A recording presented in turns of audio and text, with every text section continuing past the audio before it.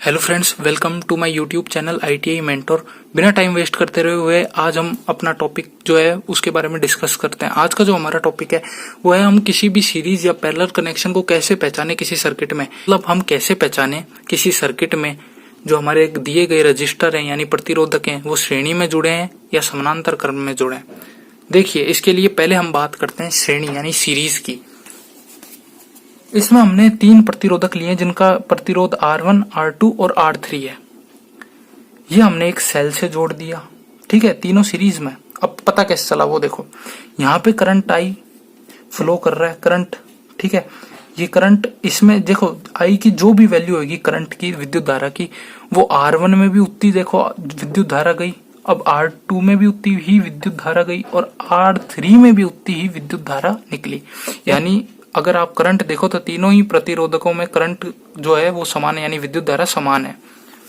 अब इसको एक और तरीके से समझो, मैं यहाँ पे 3 रजिस्टर लगा देता हूं। देखो,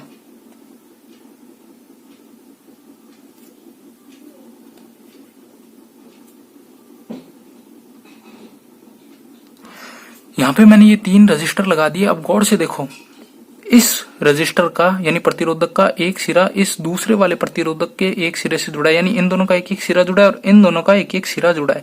यानी जब भी ऐसा हो, जब आपके दिए गए प्रतिरोधकों का एक एक सिरा किसी दूसरे प्रतिरोधक से जुड़ा हो, तो ऐसा जो कनेक्शन होगा वो होगा सीरीज कनेक्शन यानी श्रेणी संयोजन।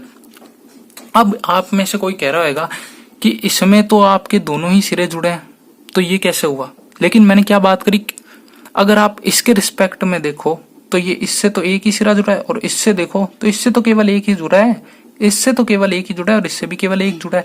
यानी जब भी ऐसा हो, लेकिन इनके अगर आप सिरे देखो तो उनका एक एक सिरा फ्री है, ठीक है, यानी विद्युत धारा तीनों में समान जाएगी। ऐसा जो परिपथ होता है वो होता है श्रेणी यानी सीरीज कनेक्शन। इसका जो फॉर्मूला होता है वो होता है R = R1 + R2 + R3। जितने रजिस्टर आप लगाओगे उन सभी का प्रतिरोध आप जोड़ते हो, ठीक है। दूसरी बात आती है हमारे पैरेलल यानी समानांतर में जब जोड़ते हैं हम सर्किट उनकी, ठीक है।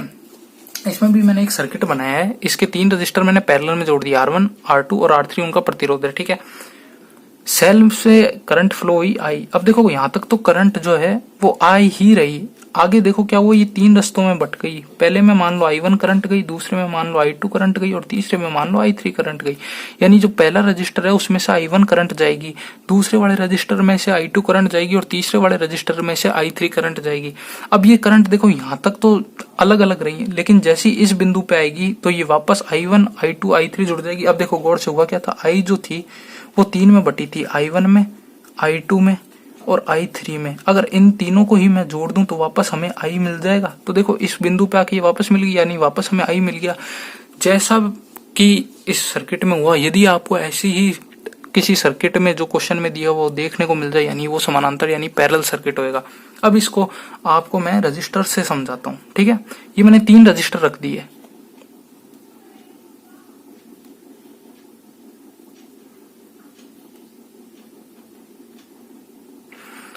अब गौर से देखो, तीनों ही रजिस्टर का ये मान लो फर्स्ट सिरा, ये दूसरा सिरा, ये पहला है, ये दूसरा है, ये पहला है, ये दूसरा सिरा है।